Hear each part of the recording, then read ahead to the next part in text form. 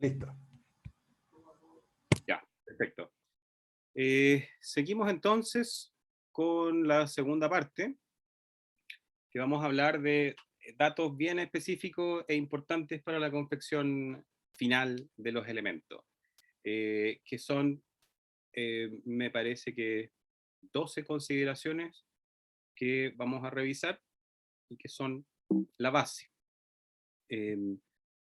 La primera es la solución de continuidad, que básicamente nos dice que el termoplástico debe ajustarse a los contornos del cuerpo sin dejar ningún espacio. ¿Qué quiere decir esto? Que en el fondo todo el material que no está en contacto con el cuerpo no sirve y por lo tanto debe ser removido o remoldeado, obviamente siempre y cuando no cumple una función dentro de la órtesis, ¿ya? Pero tiene que ver con que se ajuste como a los contornos del cuerpo, un moldeo correcto. Las correas también son parte de este moldeo y deben ajustarse a los contornos del cuerpo, por lo tanto debe haber una distribución segura de la fuerza. Es súper importante a la hora del confort el que las correas cumplan esta función. Generalmente las correas también son un componente rígido, entonces no cumplen, hay materiales que son más dóciles, pero la correa de velcro en general es una correa rígida y que debe ajustarse como a este contorno del cuerpo, por lo tanto no necesariamente va en una dirección preestablecida, sino que puede seguir como los contornos del segmento. El termoplástico, que es moldeado sobre una prominencia ósea, debe ajustarse a los contornos, ¿ya? Esto es súper relevante. ¿Por qué? Para prevenir puntos de presión sobre posibles áreas sensibles, ¿ya? El clásico ejemplo es la estiloides ulnar, que en el fondo en la muñeca genera siempre molestia y debe ser bien moldeada e idealmente bien acolchada con un acolchado final, si es que es posible y disponible, para que en el fondo también se garantice una solución de continuidad y un confort adecuado en esta órtesis, ¿ya? En segundo aspecto tenemos la superficie de contacto. Aquí vamos a hablar de dos tipos distintos de superficie de contacto, de la superficie de contacto relacionada al termoplástico y la relacionada a las correas, ¿ya? La superficie de contacto, aquí vamos a tener un concepto que vamos a hablar de la canaleta, ¿ya? La canaleta, dice acá, de la órtesis, necesita ser lo suficientemente profunda para que el segmento quede bien asentado. ¿Qué es la canaleta? La canaleta es aquella parte de la órtesis que tiene una forma semicircular, o semicircunferencial más bien, semicircunferencial, eh, que rodea un determinado segmento del cuerpo. Entonces, tomen en consideración y como ejemplo el antebrazo, ¿ya? Muchas de las órtesis llegan hasta el antebrazo y el antebrazo tiene efectivamente una forma circunferencial. Entonces, si lo miráramos en un corte longitudinal, o en un corte transversal, perdón, eh, veríamos que este plástico tiene que cubrir determinada parte de esta circunferencia. Entonces, lo que dice esto es que la circunferencia tiene, esa semicircunferencia tiene que tener determinadas características para poder ser considerada como con una superficie de contacto adecuada.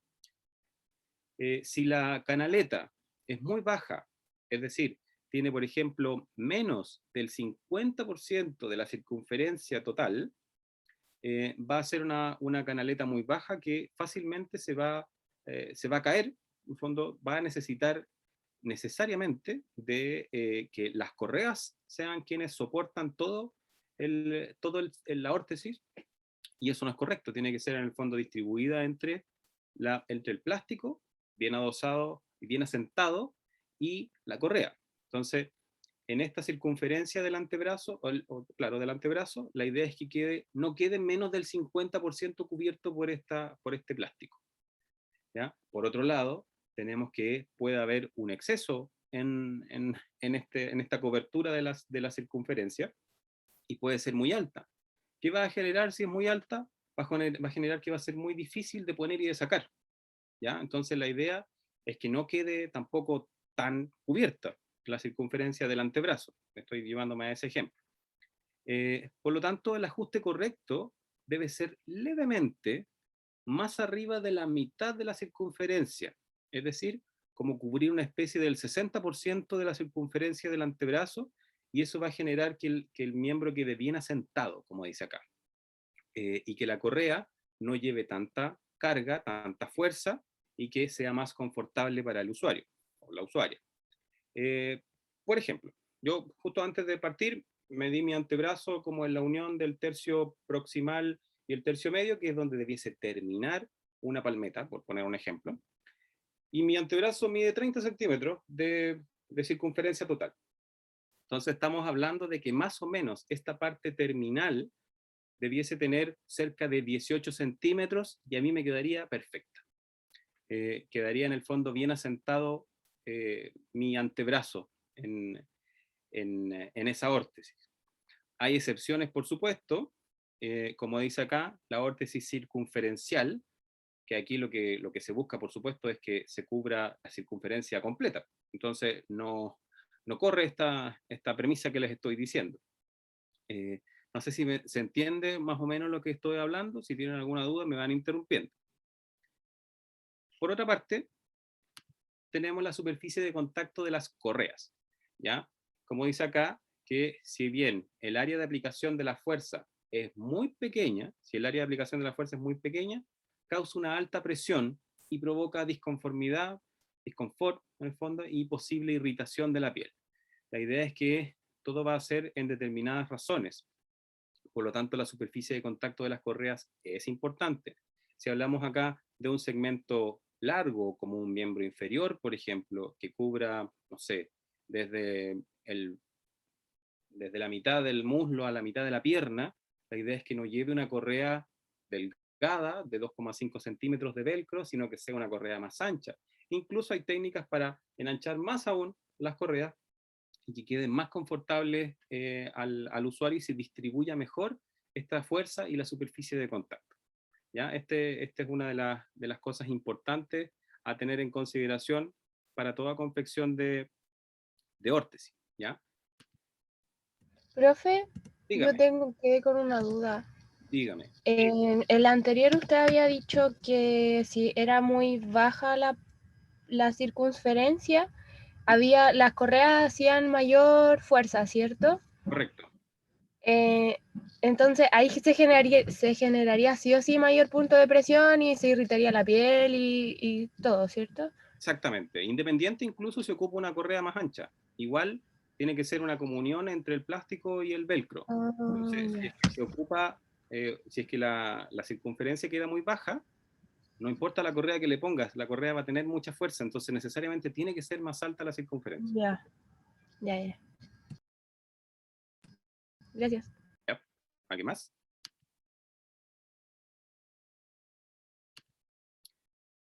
Ok, el tercer punto es los bordes redondeados. ¿Ya? Esto es parte un poco de la estética y un poco no. La idea es que todos los bordes queden redondeados, como dice acá, para mejorar la estética y para eliminar también los bordes que queden muy puntiagudos y que puedan dañar la piel. ¿Ya? Esto se aplica tanto a los bordes plásticos, las correas de cualquier tipo, las barras de aluminio que se vayan a utilizar, todo. Nada tiene que tener puntas en el fondo. Hay que tener cuidado a la hora de hacer el corte del material, que no quede la perforación, porque como les dije, muchos de los plásticos son perforados y uno al cortar pasa por la mitad del hoyito de la perforación, entonces eso genera como una punta.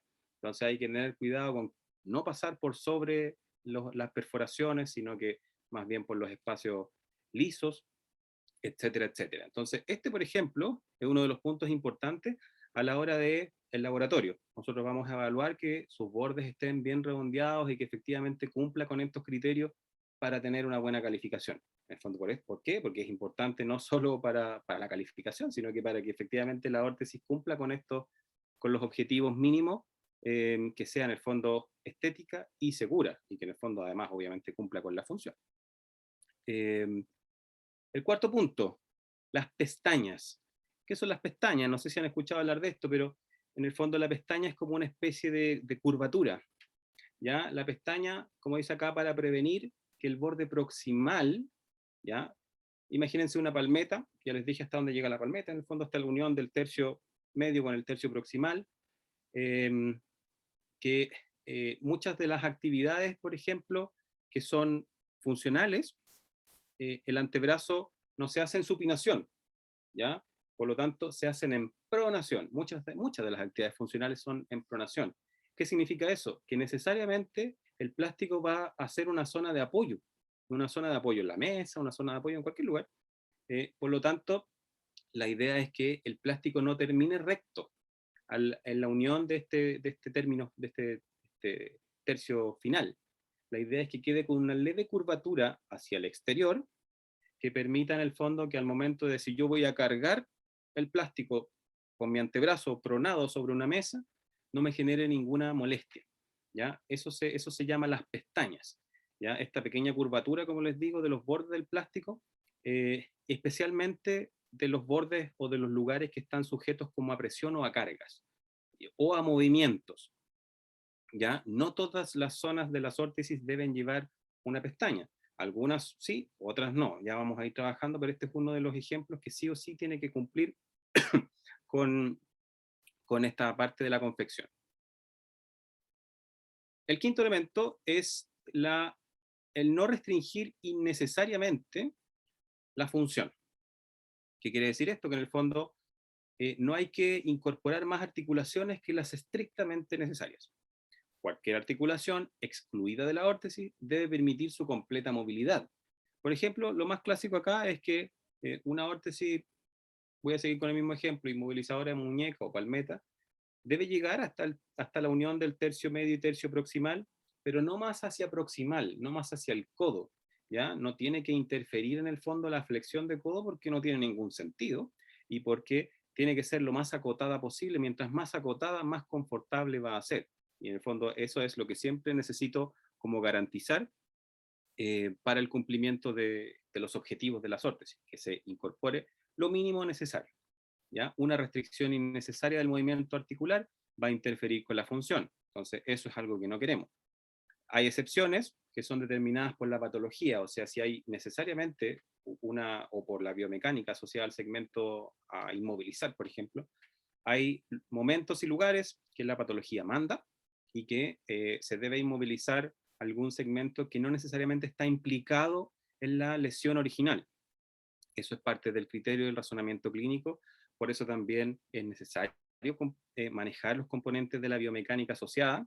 Eso lo vamos a ver en las clases que vienen, que vamos a ir reforzando todos estos conceptos para que tengamos súper claras las bases y podamos, como les decía al comienzo, confeccionar lo que se nos ocurra. Otro de los puntos sobre no restringir innecesariamente la función, que es el quinto punto, es que, por ejemplo, hay que considerar zonas especiales de entrada sensorial. ¿Qué significa esto, por ejemplo? Que la idea es que por palmar, la palma es una zona de entrada sensorial muy importante. Si hay que hacer algún tipo de intervención ortésica, la idea es que sea lo menos aparatosa posible, que cubra la menor superficie posible dentro de lo que significa el input sensorial que nos dan las manos, por poner un ejemplo. Como regla general, se diseña la órtesis para bloquear el área de la superficie palmar, como dice acá, lo menos posible. ¿Ya? Eso tiene que estar también como regla. Por ejemplo, voy a tratar de describir estos tres ejemplos. El primer ejemplo muestra una órtesis COCAP que llega hasta la palma de la mano, pero tiene ciertos problemas. Por ejemplo, el primer problema es que aparentemente el plástico original, el molde original, había quedado muy largo, por lo tanto, se dobló el termoplástico en sí mismo. ¿Ya? Se hizo una curvatura y eso no necesariamente va a ser confortable. En algunos casos se puede hacer, en otros no. Pero lo más importante es que aquí, por ejemplo, la fenestración, como dice el profe Jaime, que me enseñó a decir este concepto, yo no lo sabía, que es básicamente el hoyito del pulgar, lo que hace es que está incompleto, tiene que cubrir todo el espacio de la eminencia tenar, ¿ya? Y en esta imagen lo que se muestra es que eso no está así, no está este hoyito, esta fenestración no está bien hecha porque impide el libre movimiento del pulgar, por lo tanto no voy a poder lograr, por ejemplo, una oposición entre el pulgar y el meñique, va a ser totalmente imposible.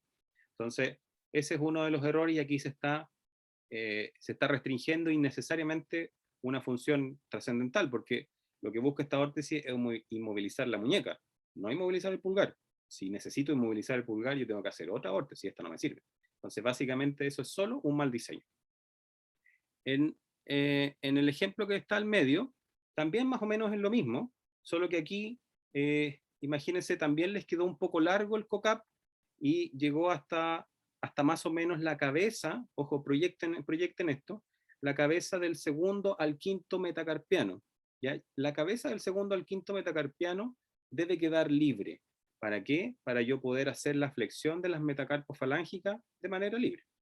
Si el plástico está muy arriba, muy distal, que cubra la cabeza del segundo al quinto metacarpiano, va a ser una dificultad para poder hacer la flexión y genera lo mismo, restringe innecesariamente la función. Está muy larga por varios segmentos. Y el tercero de los que aparece acá, ese sí nos muestra un buen diseño.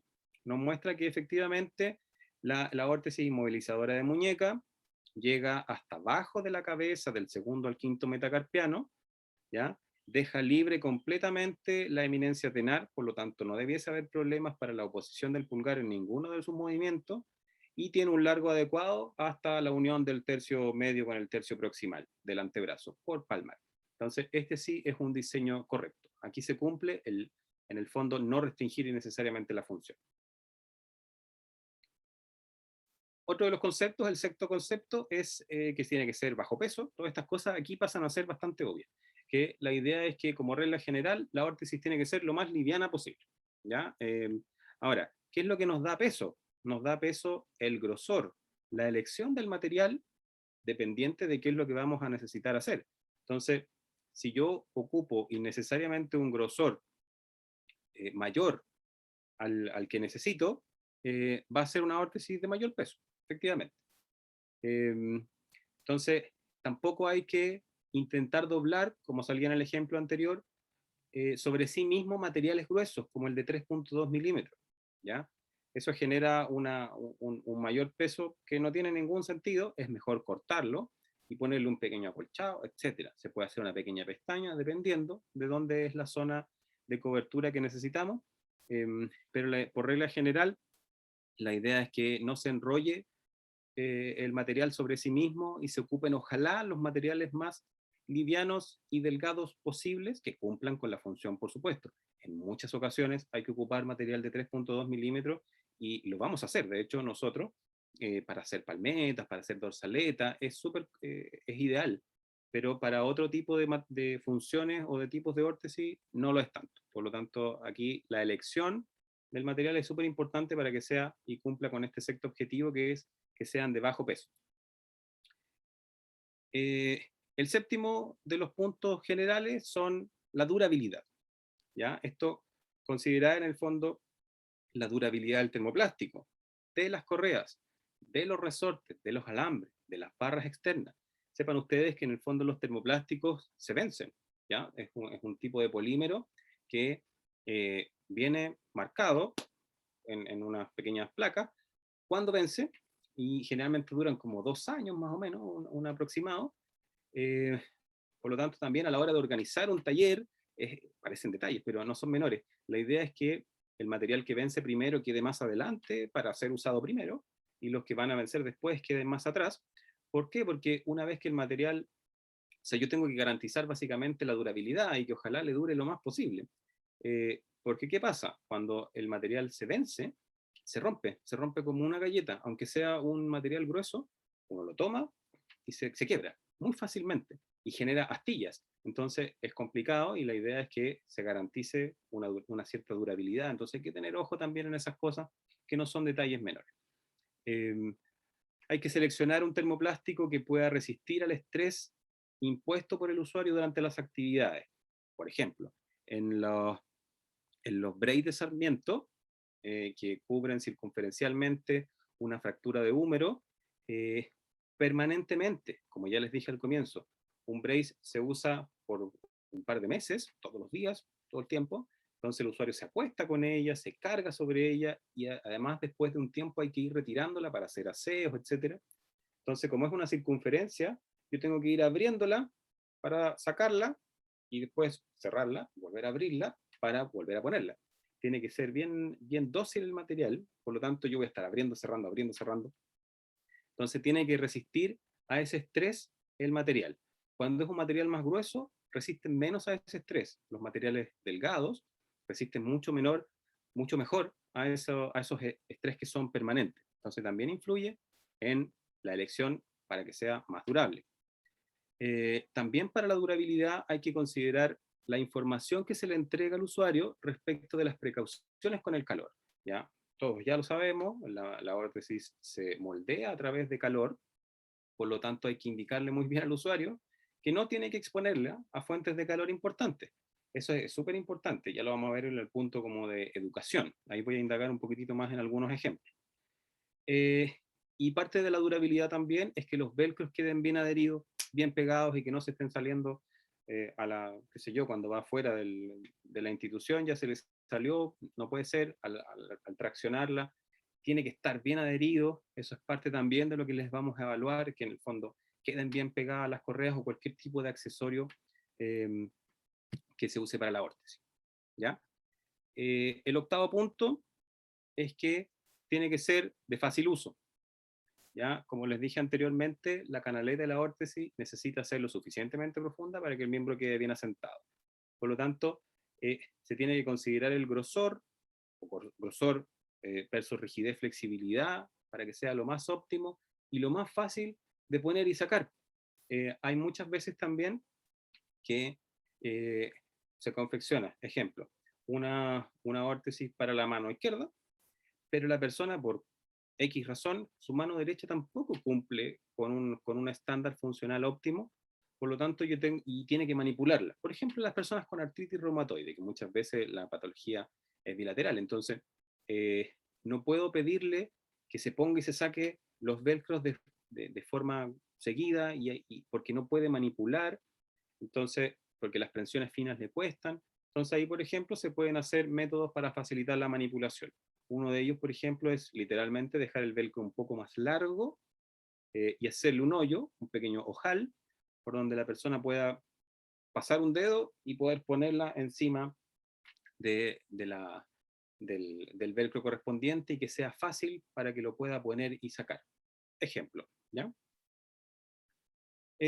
Como noveno punto, la idea es que el diseño siempre sea lo más simple posible. Eso es como, a pesar de que yo tenga la habilidad de poder hacer una órtesis compleja, súper extraordinaria y bonita, no, lo que necesito es ser conciso, ir al grano con esto, y necesita ser simple, eh, particularmente cuando se necesitan hacer elementos dinámicos de cualquier tipo. La idea es que sea simple. El diseño de mayor complejidad confunde. Yo he visto cosas increíbles. He visto cómo gente se pone férulas al revés, que son imposibles de poner al revés. La verdad, no sé cómo lo hacen, pero a veces he visto férulas izquierdas en la mano derecha y es como, ¿what? ¿Cómo lo hizo? Y aún así hay que tratar de ir simplificando los modelos, ir simplificando las instrucciones, porque va a depender de muchos factores. A pesar de que uno cree que es simple, muchas veces no es tanto. En algunas ocasiones, y bien lo comentó una compañera en una pregunta anterior, puede ser mejor proporcionar dos órtesis diferentes en vez de una compleja. A veces, dependiendo de la necesidad, se puede entregar, por ejemplo, una órtesis dinámica para la lesión de nervio radial, acompañada de una palmeta, acompañada o de un COCAP, o solo una palmeta y solo un COCAP, y no la dinámica. Puede ser, dependiendo, porque muchas veces las dinámicas son súper difíciles de poner y sacar y el diseño no es simple. Entonces, a veces no funciona solo por el tipo de diseño y por la complejidad que significa. Entonces, hay que buscar alternativas y a veces dos simples en vez de una compleja, acompañada, por supuesto, de otros elementos que complementen el plan terapéutico. 10. Punto 10, son 12 puntos. Paciencia. Optimizar la estética. ¿Ya? La órtesis básicamente tiene que ser lo más bonita posible. A veces no se logra, pero a veces sí. Y que esto tiene que generar que sea aceptada. Yo lo que hago muchas veces, casi en el 100% de los casos, es que como dispongo de un taller grande que tiene órtesis reciclada de otros usuarios que a veces dejan y devuelven, yo antes de hacerla le muestro, le digo, mire, esto es lo que vamos a hacer. Y a veces la gente me dice, no, sí, sí, yo sabía lo que era, las he visto. Y otras veces la gente me pone cara de así como, ¿qué? No, no, yo no quiero esto. Entonces, ahí uno también negocia. Es súper importante eso, de que en el fondo tratemos de llegar a satisfacer esos estándares, porque probablemente la persona está ahí con nosotros porque lo requiere.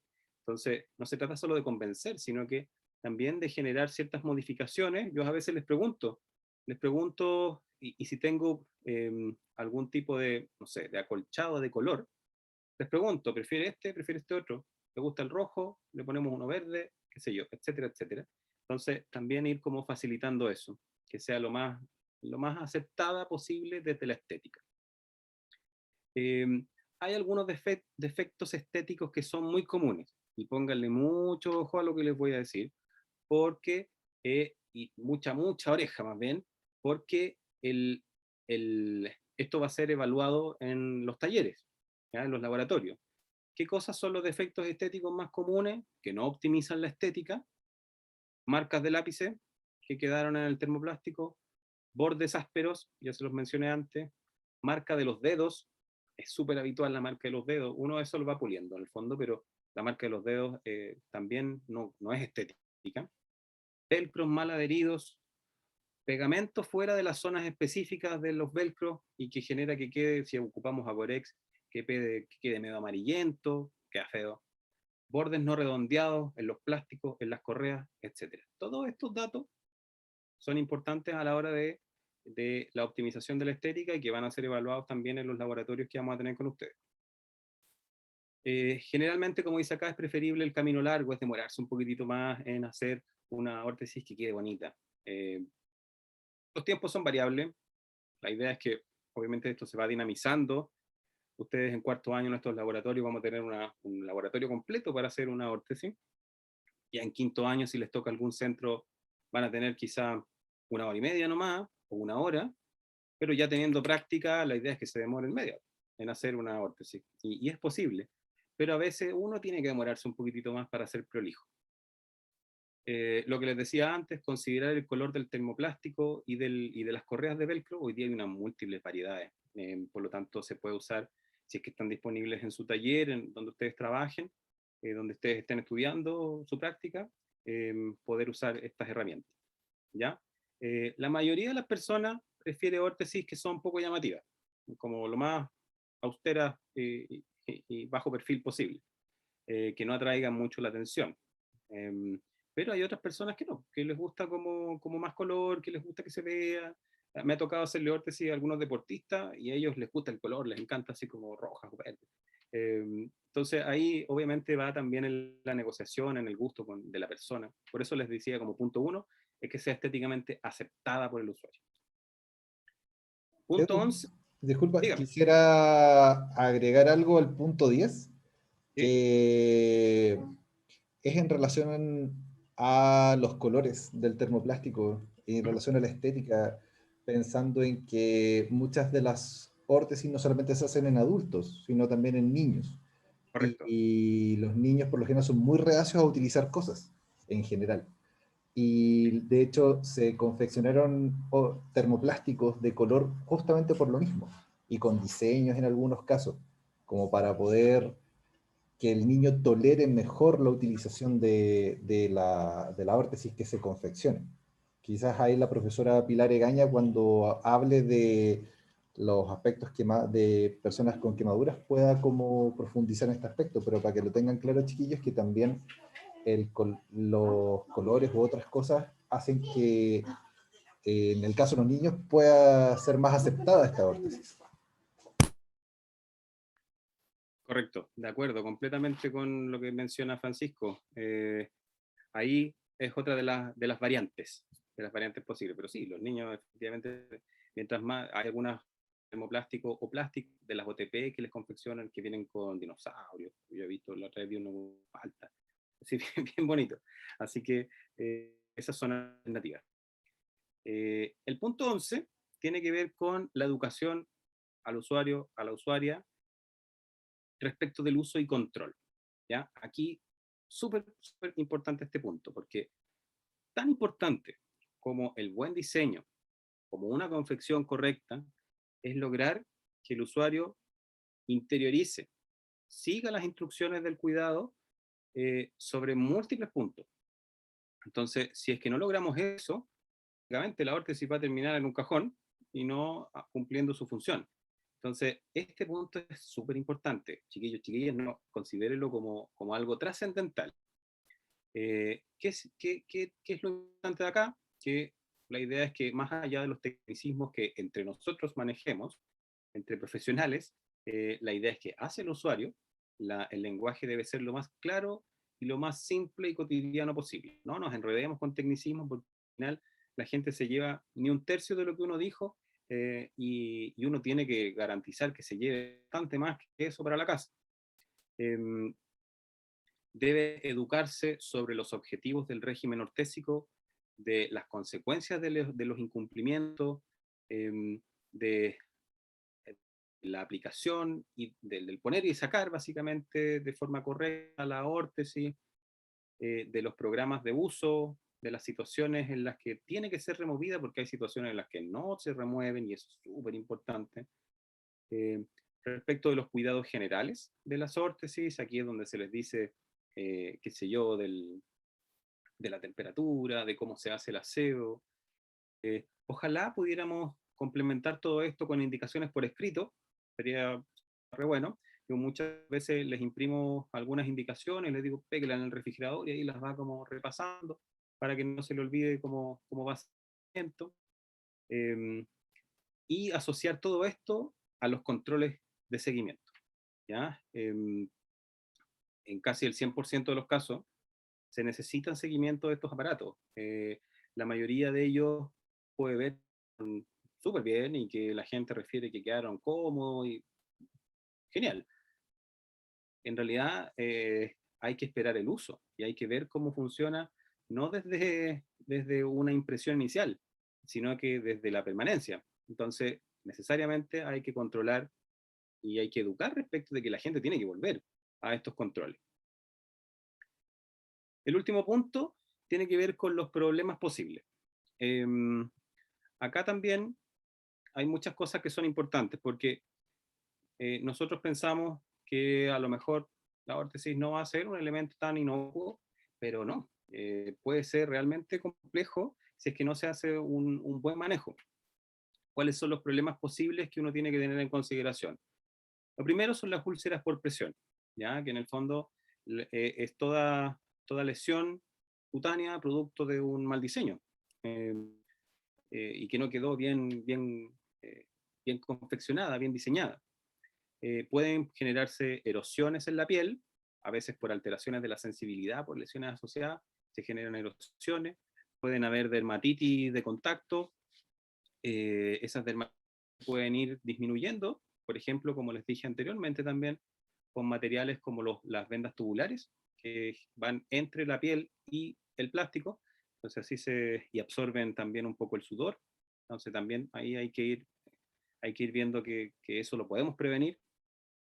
Dificultades en el retorno venoso, producto de las correas, por ejemplo, que estén muy ajustadas, o alguno del no cumplimiento de los puntos anteriores, retracción muscular o rigidez articular, etcétera, debilidad, atrofia muscular, todo por el uso incorrecto, porque esto se puede prevenir. Pérdida de alto costo también es una de las consecuencias y posibles problemas. Por ejemplo, la clásica lesión de tendones, ¿ya? La gente sufrió una lesión, un corte de tendón, se hizo una cirugía, que fue una tenorrafia, para unir los cabos del tendón, y si uno no hace un correcto manejo durante el moldeo, ojo, durante el moldeo, porque el usuario llega ahí con los apósitos, los puntos, si no se hace un correcto manejo y posicionamiento, indicaciones, etcétera, del usuario, se puede simplemente por un mal movimiento romper la cirugía y vamos a tener que volver atrás a cero, lo cual es un tremendo problema, no solo por los costos, sino que porque van a quedar secuelas funcionales en esa persona sí o sí. Consideren que, por ejemplo, en una lesión de tendones lo que pasa es que ambos cabos del tendón se separan, el cirujano los une, los cose, pero cuando se rompe nuevamente, cuando hay una re-rotura, el cirujano no puede volver a coser ahí mismo. Entonces tiene que cortarle una parte a un lado, cortarle una parte al otro, y ya el tendón queda más corto. Entonces va a quedar con una lesión, con una secuela funcional que puede ser de distinto grado. Entonces la idea es que obviamente tengamos ese lado cubierto y que no vayamos a pasar por este grave error. Dentro de los otros errores posibles está el estrés excesivo sobre los tendones o articulaciones porque no hicimos un buen posicionamiento, la inflamación y lesión por acortamiento de tejidos blandos, descuido durante el proceso de proteger estructuras lesionadas. Esto es, por ejemplo, lo que les decía de la lesión de tendones. Cuando llegan los usuarios con los apósitos, los puntos, etcétera, uno tiene que ser extremadamente cuidadoso porque no va a ser lo mismo que hacerla entre ustedes, ¿ya? Es mucho más simple porque nuestro compañero probablemente cuando llega al taller no va a tener una lesión de tendones en ese minuto, ni va a estar con puntos. Vamos a hacerla en una mano sana, por lo tanto va a ser mucho más simple. Así que no piensen que eso va a repetirse, porque por algo llegan las personas con nosotros y necesitan de este cuidado, ¿ya? Del punto anterior, yo les quería contar una muy, muy, muy extrema experiencia, un muy extremo ejemplo. Esto no es que vaya a suceder, pero tengan en consideración que puede pasar. Parece que no, pero sí. De las úlceras por presión, por ejemplo, uno le dice a las personas permanentemente que tienen que observarse, que yo les digo, usted se retira la órtesis y se mira bien por todos lados. Si tiene una marca así como tipo calcetín, no hay problema, es normal, es un aparato plástico que va ahí y que está permanente mucho rato en el día, entonces sí genera una marca. Pero esa marca no puede no puede generar una irritación, no puede generar una herida, mucho menos, pero puede llegar a pasar. Me pasó con una usuaria, lamentablemente, que ella tenía un brace de antebrazo por una fractura de la ulna, se hizo una órtesis circunferencial, se controló, iba bastante bien, pero después a la persona no la vi nunca más. Y eso tiene que ver con las indicaciones de la importancia de los controles. Se llamó a esta persona por teléfono, no contestó, el teléfono no correspondía, no me acuerdo exactamente. La cosa es que le perdí pista y no vino más. Esto al hospital. ¿Qué sugiere, o sea, qué cree uno? Que en el fondo va a asistir al tener algún problema, pero no siempre es así. Esta señora tenía dentro de la confección unos remaches, que son, como les dije, unos pequeños metales, que tienen que quedar sí o sí bien, bien planos para no generar heridas, y a veces se les pone un acolchado encima para tener más certeza de que no va a generar una herida. Bueno, a esta señora se le desprendió uno de esos acolchados, se le salió un pequeño broche y quedó con un filo. Ese filo le generó una herida, esa herida le generó una infección, esa infección le generó una osteomielitis, que es una infección a nivel del hueso, y esa osteomielitis le generó finalmente la necesidad de una amputación. Y a la señora le amputaron su brazo, producto de una úlcera por presión mal manejada, a consecuencia de la órtesis. No significa que en el fondo sea culpa nuestra, pero sí fue una consecuencia, producto de una serie de eventos desafortunados y de que esta señora efectivamente no acudió a sus controles y etcétera, un largo etcétera. Así que ojo, parece como una historia súper extrema, pero pasa, me pasó. Entonces, cuidado con ese ejemplo. Otra de las cosas que acá se me fue al final son las quemaduras causadas por el moldeo con este termoplástico de baja temperatura, que nosotros lo metemos al agua y que se moldea en el fondo sobre la piel del paciente o del usuario literalmente. Muchas veces cuando se trabaja una y otra vez con altas temperaturas, las manos nuestras dejan de ser tan sensibles al calor. Entonces es muy bueno probar en el fondo la temperatura del calor del termoplástico, no con nuestras manos, sino que con nuestros antebrazos, ¿ya? El antebrazo es una zona súper sensible al calor y que es un buen indicio de si está o no en una adecuada temperatura para poder moldear sobre la persona. Básicamente, es mejor quemarse uno primero a quemar al usuario. Entonces, ahí uno va después ya manejando ciertas temperaturas y ciertos conocimientos incluso de la flexibilidad del material cuando está lista para el moldeo. Pero ojo, que se pueden generar quemaduras, así que también considérenlo como una necesidad de tener presente. Ya. Estos son los 12 puntos que son las consideraciones generales que vamos a tener que tener presentes para hacer cualquier órtesis, cualquiera. Que van a estar también muchos de estos elementos presentes al momento de las evaluaciones de los laboratorios, así que tomen nota de aquello. Y les voy a hacer ahora un pequeño resumen de los 20 puntos más importantes que dije, los voy a leer todos, para que después de eso, si tienen dudas, puedan ir consultando, ¿ya? Entonces, dentro del resumen, hay que tomar en consideración, por supuesto, la patología, la biomecánica articular, que la vamos a mencionar en las clases que vienen, la tensión sobre los tejidos y la función, ¿ya? Esto es como la base. Sí o sí tenemos que tener esto sobre la mesa antes de empezar a razonar siquiera qué es lo que necesitamos. La canaleta, que ya les mencioné lo que era, debe extenderse levemente más arriba de la mitad de los bordes del miembro correspondiente. ¿Ya? Ese es el segundo punto. Tercero, para reducir el disconfort y mejorar la distribución de la fuerza, hay que incrementar el área de superficie. ¿Ya? Esto también lo mencionamos anteriormente. Cuarto, moldear la órtesis conformando de mejor manera los contornos de todo el cuerpo. 5. Acolchar las prominencias óseas para mejorar el confort. 6. Redondear todos los bordes de todos los elementos, plásticos, velcros, aluminios, cueros, etcétera, etcétera. 7. Ensanchar el borde proximal donde se carga el peso, las pestañas o las curvaturas terminales, que ya las mencionamos también. 8.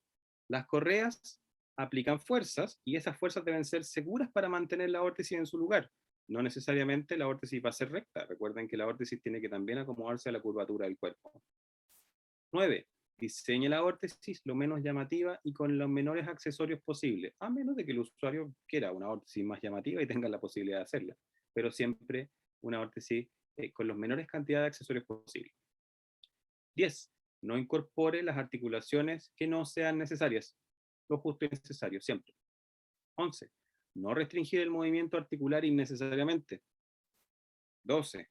Optimice la estética, eliminando marcas de lápices, bordes ásperos, impresiones en la superficie de los dedos, etcétera, de términos más bien. 13. Use el termoplástico de baja temperatura más delgado que provee un adecuado soporte. Los más delgados son más confortables. A veces se requiere uno grueso, pero va a depender de lo que les dije al comienzo, que era la patología, la función necesaria, etcétera, etcétera. 14. Asegúrese de que la órtesis sea fácil de poner y sacar, al menos que su remoción esté contraindicada. Ojo, que hay algunas que no se remueven, entonces esto de que sea fácil de poner y sacar, en algunos términos no corre. 15.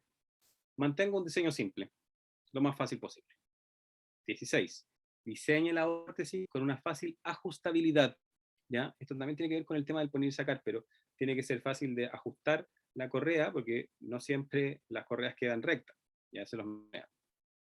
17. Provea al usuario, a la usuaria o al cuidador de una completa instrucción de los cuidados, de los deterioros y del uso. ¿Ya? Esto también es un punto muy relevante. 18. Considerar todos los factores psicosociales que puedan influir en el tratamiento. Muchas cosas que rondan una decisión clínica. Ya recuerden que esto es, ya habiendo tomado una decisión, uno hace todo lo anterior. 19. Considerar el listado de posibilidades para evitar problemas secundarios. Uno tiene que saber qué cosas pueden generarse. Por eso es que le hice énfasis en estos problemas posibles. Sépanlo, memorícenlo y evítenlos. Y 20. Considere los controles y seguimientos lo más posible seguidos. Una buena educación va de la mano con un control correcto. Entonces, esos son como los puntos fundamentales de la confección de órtesis. Preguntas, consultas, antes de hacerles una invitación a una actividad, que no va a ser para ahora, ya obviamente estamos súper tarde, pero que va a ser una proyección futura cuando estemos en el laboratorio. ¿Alguna pregunta, chicos, chicas? Profe, yo acá Nadia. Dígame. Profe, es que hay dos cosas, una consulta, o sea, como una duda que me surge, y lo otro es algo con respecto a la metodología de la clase. Ya. Con respecto a la metodología de la clase, profe, no sé si habría alguna posibilidad de que cuando se mencionan, por ejemplo, en el PPT, algún tipo de órtesis, yo creo que ya con el tiempo nos vamos a ir familiarizando con los nombres. Si se pudiera poner el nombre de la órtesis en la imagen, Sí, claro. porque es más fácil extraerlo para la hora de los apuntes. Y lo otro es que si el ritmo puede ser un poco más lento, porque resulta, por lo menos en mi caso particular, en estar viendo la órtesis, en escuchar las observaciones biomecánicas y a tomar el apunte, se me estaba haciendo un poco más difícil. Solamente una cosa de ritmo. Y lo otro que me surge como duda acerca de la órtesis en sí es porque, por ejemplo, no sé si en los SFAM habrá como el material para poder realizar una órtesis, o esta solamente se da a nivel de atención terciaria de los hospitales o los CRS, porque resulta que para una persona que tiene una necesidad urgente, una interconsulta se demora muchísimo, y más ahora en estos tiempos de pandemia. Entonces, ¿cómo nosotros podemos brindar como un apoyo a una persona que lo necesita y que está esperando una hora quizás para una atención hospitalaria y que te pueda realizar la órtesis un terapeuta? Esas son mis dos consultas. Ya. Mira, sí, acojo como la observación. Yo creo que vamos a complementar como los nombres que decías tú en la imagen de las órtesis, pero también hacías una buena observación, que en el fondo esto, como es una clase introductoria, la idea es solamente que tengan ciertas bases, ciertas imágenes como mentales o descriptivas, porque ya las vamos a ir viendo y no las vamos a hacer todas abajo porque es imposible hacerlas. Pero sí, se acoge la observación. Segundo, lo del ritmo, se los mencioné al comienzo, que efectivamente esto, por los tiempos que tenemos, la clase es súper larga, debiésemos tener más altos en algunos momentos, eh, pero es importante que puedan también apoyarse como en que les vamos a enviar el PPT, les vamos a enviar también el audio, les vamos a enviar el video, para que puedan ir como tomando también esos apuntes que a lo mejor pudieron haberse pasado un poco por alto porque hablé muy rápido. Perdón si O, fue. profe, disculpe que lo interrumpa, Diga. o también puede ser personalmente, si nos pudiesen mandar solamente las diapos con anterioridad, porque a veces que hay compañeros, no tomo la posición de todos, pero podemos imprimirla y con eso nos es más fácil como ir tomando las ideas principales sobre la diapositiva. Hay que estar escribiendo como ideas centrales que ya están escritas, y así Ya. no hacemos un tercer trabajo, quizás, porque ver la clase, escucharla y a veces imaginarse cosas también requiere un tercer trabajo, quizás. No sé, personalmente prefiero a lo mejor que me manden las diapos y así yo las imprimo y solamente voy tomando ideas centrales de lo que usted va diciendo aparte. Sí, de todas maneras, yo creo que es algo que podemos conversar con los profesores. Hay un, un trabajo, obviamente, detrás de la diapositiva, pero no hay ningún problema en enviarla antes si la tenemos disponible. Por supuesto, yo creo que no hay problema en eso. Eh, Muchas gracias. ¿Y qué más era lo otro? Ya se me olvidó la última. Lo de qué hacemos cuando, por ejemplo, no se tienen los materiales disponibles en atención primaria, Ya, ya, en ya, un sí, sí. CEFAM para realizar las órtesis. En que las interconsultas en el sistema público son un desastre, fluyen demasiado, demasiado lento. Más ahora, o sea, con extrema lentitud. Eh, los hospitales en general disponen de estos mecanismos con bastante frecuencia, pero no es infrecuente para nada que en los dispositivos de APS también dispongan de ciertos elementos que a lo mejor no son de tanta variabilidad, pero sí existen. Yo también trabajé en APS y yo disponía de elementos para hacer órtesis, pero súper básicos. Trabajamos también nosotros desde el hospital, por ejemplo, en red con las distintas comunas de la zona, y te diría yo que el 99% dispone de, pero bien básico. Hay presupuestos que en el fondo son negociados por las municipalidades correspondientes y en general los TO solicitan este material justamente para poder hacer este abordaje primario que dices tú y que no tenga que darse la vuelta tan larga para llegar a un dispositivo de atención terciaria. Entonces, en general sí se dispone, diría yo. No sé si es que hay otra realidad, bueno, debe haber realidades muy variadas en todo Chile, por supuesto, pero em, al menos yo sé que sí hay muchos lugares que sí disponen de ello en atención primaria. Más básico, pero sí disponen. Ah, ya, profe. Sí, esa era como mi duda que me surgió el momento. Gracias. ¿Alguna otra consulta, chicos, chicas? Yo, profe, tengo Dígame. una consulta. En verdad es como básica igual. ¿Por qué el termoplástico tiene los perforados o algunos vienen con perforados para hacerlo más liviano? No, no, es una pregunta O por la... interesante. No es una pregunta básica. Una cosa es que lo hace más liviano, efectivamente. Otra cosa es que también garantiza que haya cierta ventilación y que no se ponga mal olor. Las órtesis en general, con el uso, todos sudamos y se ponen mal olor. Entonces, con esto también se garantiza un poco la ventilación. Entonces, es uno de los objetivos, que no sude o que al menos se ventile y que sea más liviana. Pero no todos los termoplásticos vienen con los perforados No, incorporados. no todos. Por eso es que va a depender de para cuánto tiempo de uso lo va a requerir, porque a veces es muy poco tiempo de uso, a veces es un tiempo muy largo y se necesita un material perforado. A veces si no dispone, a mí me tocó hacerlo en la atención primaria, como lo decía la compañera, teníamos solo liso y yo le tenía que hacer los hoyos con un sacabocado cuando lo necesitaba. Entonces también se puede manejar así. No es lo ideal, pero se puede. Hay materiales que son perforados, hay lisos y hay micro perforados que son más delgados, pero que tienen hoyitos mucho más pequeñitos. Eh, eso va variando. Por ejemplo, necesitas materiales lisos. Si vas a trabajar, por un ejemplo, vamos a verlo en alguna clase en específico, alguna zona que tenga una cicatriz o una quemadura. Si necesito comprimir algo, no puedo ponerle un material con hoyos porque va a quedar no toda la zona de la piel eh, con esa compresión adecuada, va a quedar con las marcas de los hoyos y va a ser un pésimo abordaje. ¿Alguna otra Gracias. consulta? De nada, ¿alguna otra consulta?